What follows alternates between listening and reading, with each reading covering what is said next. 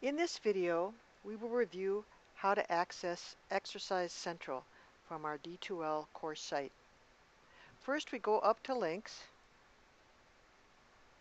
and once that's open, we select our link to our textbook, Models for Writers, 10th edition. Click on that. What opens next is our text website. Before we can use Exercise Central, we need to set up an account on this website, and you do that by selecting Student, putting in your email address, century.student, whatever your first and last name is, separated by a period, at go.century.edu. And then you need to put in your name, Century Student, what we have here. Make sure it's the name that is on our class list so that I'm able to find you and give you credit for your work.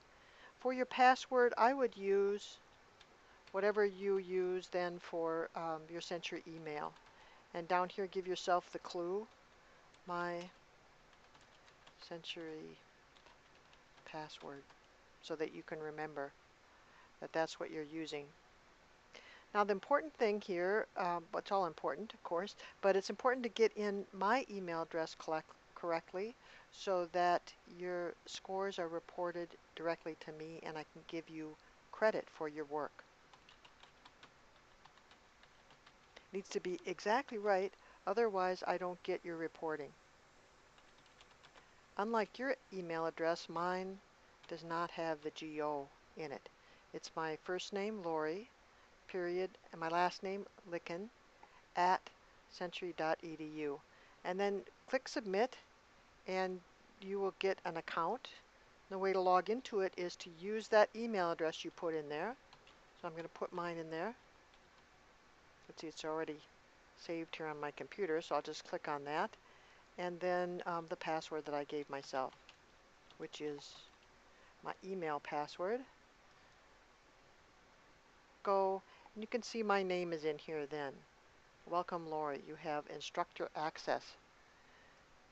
I'm going to find Exercise Central. It's a little bit confusing because under Student Resources it says Exercise Central, but that's not the one we're going to use. We're going to use the second one down that's under Writing and just says Exercise Central. This has the grammar exercises that we're going to use as partially as weekly quizzes. So click on that. Takes a minute for it to load. Notice all these windows pop open, and after a while the computer needs to be cleaned out a little bit because of that. Up along here, we're going to go to exercises in a minute, but up along here, notice Gradebook. We want to see your grades. It makes sense that you would look at Gradebook, but that's for instructors. That's everybody's scores all in one place. What you want to look at to see your own scores is called Scorecard. So you can take a look at that later after you have some scores to look at. In order to get those, we're going to click on Exercises. You can see they have 3 different plans. We're going to use the middle plan, Exercise Central Comprehensive Study Plan. If you're a non-native speaker and you want to practice some particular issues that non-native speakers sometimes have with English, this is a good place to do it. I won't give people extra credit. You can also for it, but it's a good thing to do. And if you have some extra time and want to do extra of these exercises, you're welcome to do that too. But I won't be giving anybody credit for that. It's too difficult for me to keep track of all of it. So just for the ones that are assigned. So I'm going to double click on that then and open it up. Takes a minute for it to fully load up. There we go.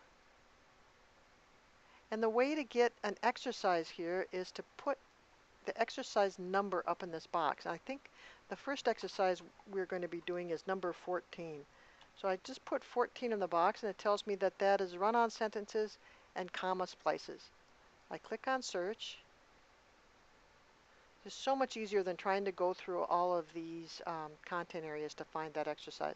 Here it is, and if I click on this again, it's going to ask to verify the instructor email address. So you want to take a look at that. You can see the whole thing doesn't print out, but if I use these forward arrows to travel through it, I can see the rest of it. It's a little longer than the window. So if there's something wrong with it, correct it so that your score when you finish this quiz will be sent to me and won't be lost. Now we click on continue, and here is the exercise. The directions are up here. It gives you a sentence and asks, do I need to correct it so that it looks like A, so that it looks like B, like C, or was it correct to begin with? There, see down at the bottom, there are 10 questions like this. It gives you a sentence and asks you if it needs to be corrected, which one of these corrects it, or did it not need to be corrected. So students in the past have told me these take about 15 minutes. Some people get done in 10, some people take 20, but on average about 15 minutes to do the quiz. If you have extra time and you want to redo a quiz that you don't get a perfect score on, I will give you credit for the last quiz that you took that week, the highest score that you were able to achieve on the test. So if you want to take them over and over again to get a 10, that's fine with me. That's the way to kind of practice looking for these issues, which we want to be able to do on our papers as well.